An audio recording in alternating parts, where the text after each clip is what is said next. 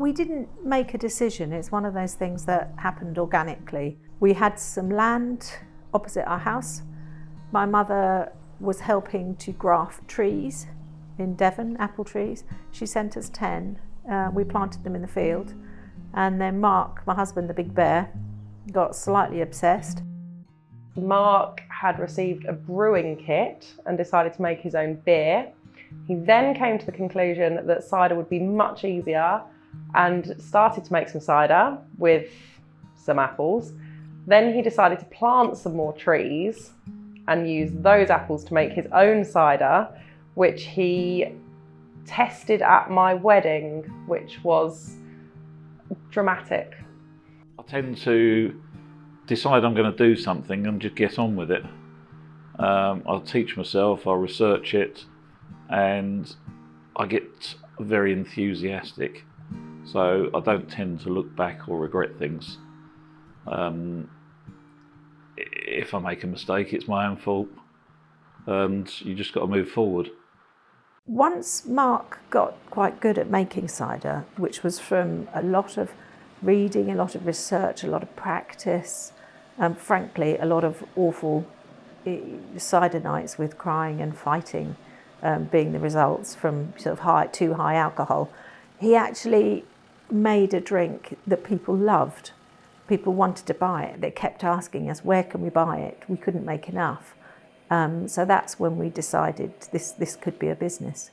I'd always wanted to do something in farming, and it'd be a family business, something everyone could enjoy.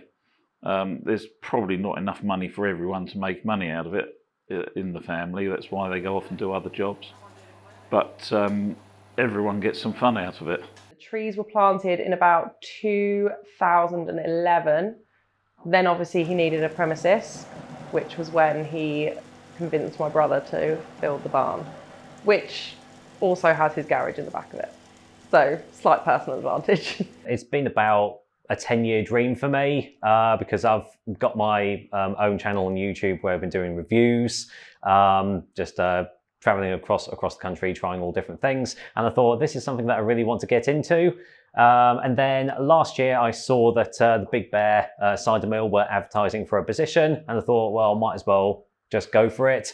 So I went for a preliminary interview, a little bit of a taster day to see what it was going to be like. And then over a year later, I'm still here. So dream job.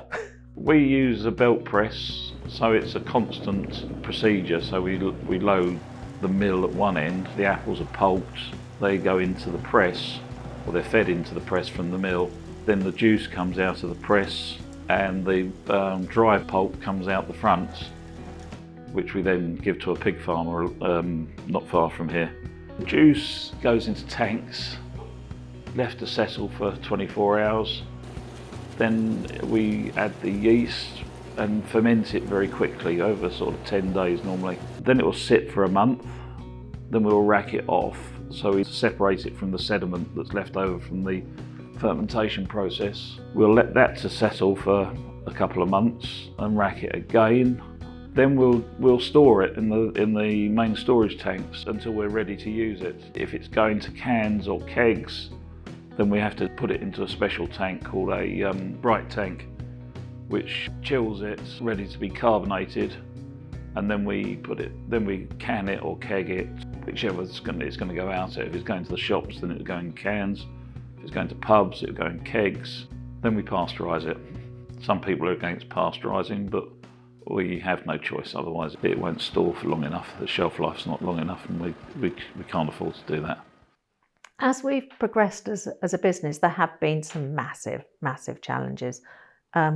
One of them, the main one, is financial, which is the duty, the cider duty that we pay on every can, every pouch that we make is actually much higher for small brands than it is for big brands. So sometimes we'll go into the supermarket, see another brand, and we pay more duty than they charge for that can, which sounds mad. But we are, being a small cider maker, we are at a financial disadvantage. So that has been a big challenge, especially in sort of cost of living crisis. One problem for us, but it's not as bad as a brewery, but we do use quite a bit of energy. but we're looking at going to be self-sufficient in the very near future by employing solar, or using solar and batteries and inverters to back it up. So we're hoping we can get self-sufficient on that and still supply the grid. But that's our biggest challenge at the moment because of the costs. We obviously had a lot of challenges during lockdown, like everyone else, because the pubs obviously shut. But it ended up working to our advantage because everyone was at home and everyone could have a drink. And a lot of people wanted a drink. We did a lot during lockdown of local deliveries and helping people. So we're quite involved in the local community. We have a lot of local places that stock the cider. The village pub only stocks our cider. So yeah, we feel like we're pretty community orientated. We're a small community. I've been part of it for 30 years now. I was fairly well known in the community, some good things, some bad things probably, but over the years. It's brought a name to Cider. It's brought a name to Braintree District Council. The area is coming up in the drinks trade with vineyards popping up all in the area. There's a number of vineyards, but there's only one cider mill. We've tried to put the Cider name forward and associate it with Big Bear, just to make people aware of us and the village and the community. The most distinct aspect of our ciders is that we are the only Essex-based cider company that has a fully working orchard and cider mill present. I can think of one other company in Essex that does produce cider, but I think they source their apples from elsewhere, because generally Essex is a bit of a grey area when it comes to cider production. It's normally, when you think of cider, it's either the West Country or Somerset. So we're trying to push out that no, you can still make really good cider around the Essex area. And well, at the moment, it seems to be paying dividends. Essex is one of those things you either love it or hate it, and people have perceptions about Essex, you know, puffed up lips and, you know, massive hair. We wanted to show the other side of Essex, the rural side. Essex was full of orchards, but they were ripped up to harvest gravel, really, hence our name, with Essex Gold, because that's what gravel was colloquially known as.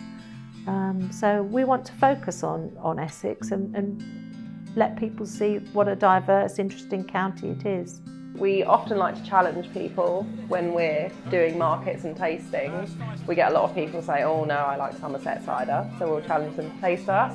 And we often get a very good response, as far as they will even purchase the cider from us. So we are very proud to be Essex, and we're challenging the stereotypes because we're making damn good cider. A lot that we've had been ridiculed on social media by companies in the west of England. Some of them think cider should never come from Essex, but there's no reason why not. Cider's made all over the world. It's made all over Europe, Spain, France, Belgium, Germany, Italy, I believe as well. It's made in Australia, New Zealand, America, Canada. Why shouldn't it be made in Essex?